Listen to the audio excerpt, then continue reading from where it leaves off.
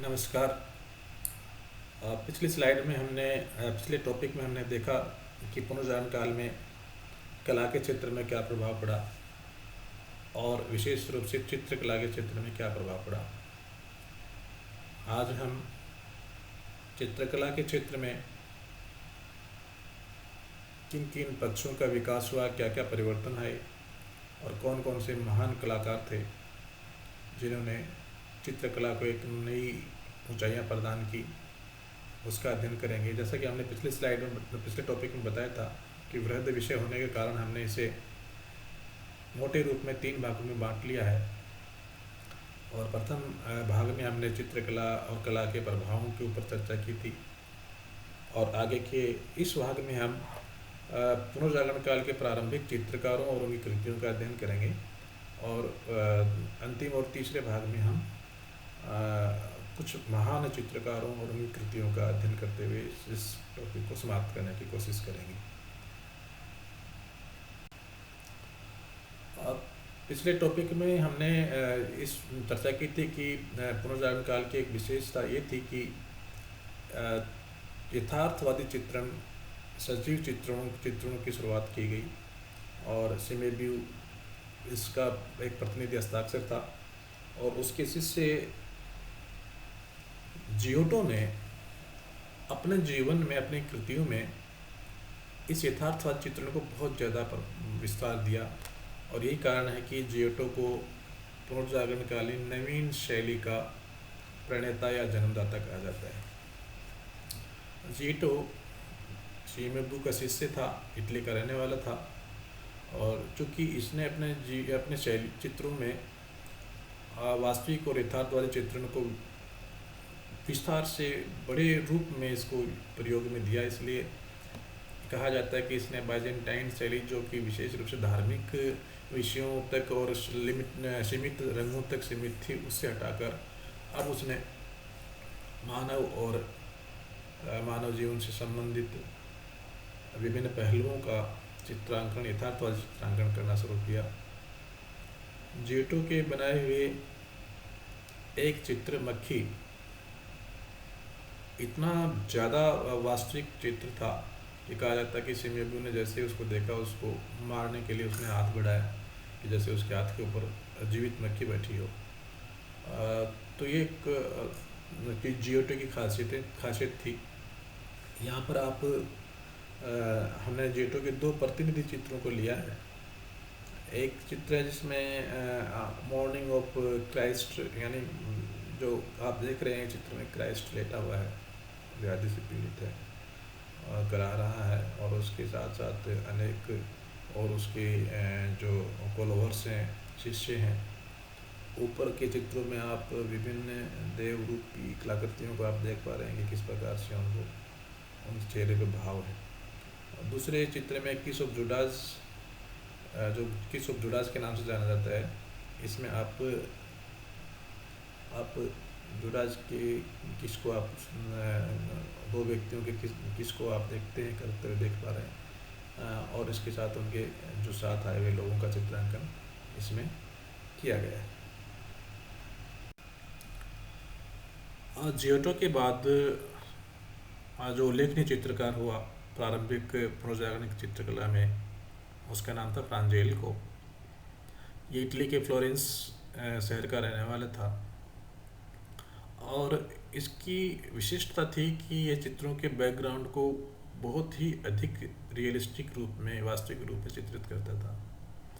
इसने Saint marks के गिरजाघर की पर बहुत सारे चित्र बनाए और इसके अलावा इसके मेडोना, जिसका जो मैरी का एक मेडोना, जो मैरी का ही एक रूप माना जाता है, मैरी को ही मेडोना माना जाता है, उसका उसके पुत्र जिसको प्रतीकात्मक रूप से जीसस माना जाता है, उसके साथ उसने बड़े चित्र बनाए हैं। आप इन 3 चित्रों में फ्रांजेल्को की चित्रकला को समझ सकते हैं। पहला चित्र मेडोना का है जिसमें एक शिशु उसने गोद में ले रखा है। इन दोनों के आप जो अंग प्रत्यंग, आप भाव आप स्पष्ट देख सकते हैं। दूसरे चित्र में जो सेंट मार्क्स गिरजाघर की कक्ष पे है, उसका नाम है द डे ऑफ जजमेंट। और इसमें भी आप इस चित्र को थोड़ा जूम करके देखेंगे तो आपको फ्रांजेलिको की चित्रकला का ज्ञान पता चलेगा। तीसरे चित्र में जो क्रूसिफिकेशन है, सेंट मार्क गिरजाघर की छत पर ही है, जिसमें जो है कुछ संत को सूली पर लटका हुआ दिखाया गया है। मोसेसियो इटली का एक और प्रसिद्ध चित्रकार था, और इसका जो चित्रकला के क्षेत्र में योगदान है उसे पर्सपेक्टिव कहा जाता है। अर्थात इसने चित्रकला के क्षेत्र में एक ऐसे गुण का, एक ऐसी विशिष्टता का की शुरुआत की जिसे हम पर्सपेक्टिव के नाम से जाना जाता है। चित्र में आगे पीछे और निकट दूर होने का जो बोध यानी जानकारी होती है, समझ होती है, उसे ही पर्सपेक्टिव कहा जाता है। अर्थात एक चित्र में डिस्टेंस को दिखाना, एक दूरी को दिखाना, वो विभिन्न आकृतियाँ आगे पीछे हैं, कितनी दूरी पे हैं, इसका चित्रांकन करना बड़ा ही कठिन काम होता है, और इसकी शुरुआत मोसेसियो ने की थी। इसलिए मोसेसियो हमारे लिए बहुत उल्लेखनीय है। इसके अलावा इसने प्रकाश और छाया के प्रयोग के द्वारा भुजाओं की उभारों और चेहरे के हाव भाव को वास्तविक रूप से चित्रित करने के लिए भी उसका प्रयोग किया, प्रकाश और छाया का। हमने 3 चित्रों को यहाँ पर रखा है। पहला ट्रिब्यूट, मैंने यूज ऑफ पर्सपेक्टिव का प्रयोग देख सकते हैं इस चित्र में, जो पहला ऊपर आप चित्र देख पा रहे हैं। इसमें एक डिस्टेंस आपको दिखाई देगी कि कौन आदमी आगे है, कौन पीछे है। और ये देखिए पीछे कोने में जो है इसको तो इसी गुण को पर्सपेक्टिव कहते हैं। पर्सपेक्टिव का एक शानदार एग्जाम्पल ये गुण है। दूसरे चित्र में crucifixion of Saint Peter and कुछ सूली पर चढ़ाया जा रहा है उनको, उस इसका चित्रांकन किया गया है। और तीसरे चित्र में सेंट पीटर को एक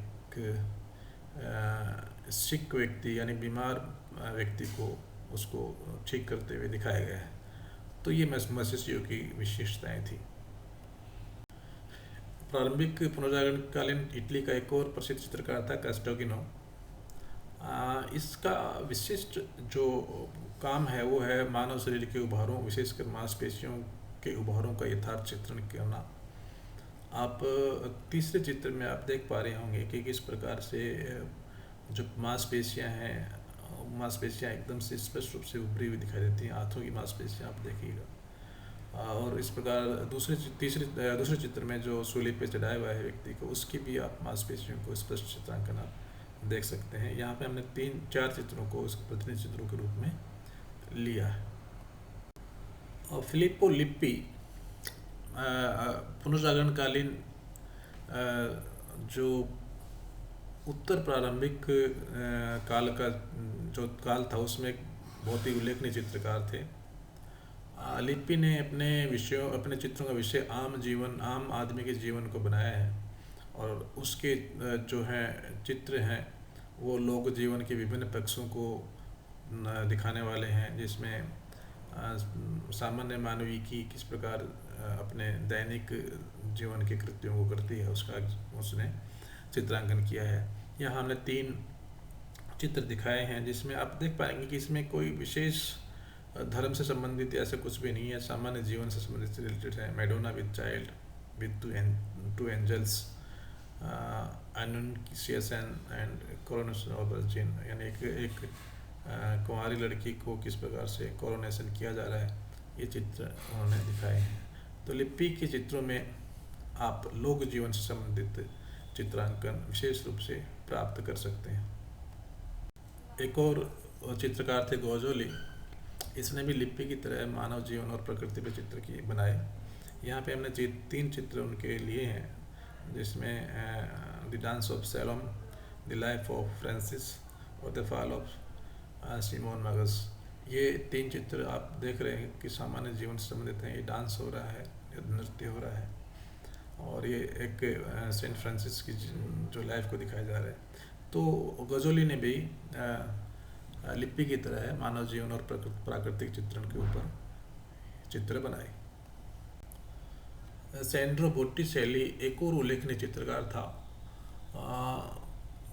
इसने धार्मिक क्षेत्र के विषयों पर विस्तृत चित्र बनाए, बहुत सारे पोर्ट्रेट भी बनाए जिनमें मैडोना और चाइल्ड के चित्र प्रमुख हैं। उसने गोल आकृति के चित्रों को बड़ी संख्या में बनाया और इसलिए उन्हें वो गोल आकृति के चित्रों के लिए प्रसिद्ध है। बोट्टिचेली के चित्र में कलात्मकता और तत्कालीन जीवन समाज जीवन को किस प्रकार से चित्रित किया जा सकता है इसका एग्जाम्पल हमें दिखाई देता है। आप पहले चित्र में एक युवा महिला का चित्र आप देख पा रहे हैं कि कितना इसमें कलात्मकता कितनी ज़बरदस्त है। इसी प्रकार दूसरे चित्र में भी आप चित्र में रंगों का प्रयोग और उसकी जो है कलात्मकता को स्पष्ट रूप से आप महसूस कर पा रहे हैं। एक तीसरा चित्र है जिसमें प्रकृति चित्रण आप समाज जीवन से संबंधित आप देख पा रहे हैं। तो सैंड्रो बोट्टिचेली भी उन चित्रकारों में था जिन्होंने प्रकृति मानव जीवन के ऊपर चित्रांकन किया।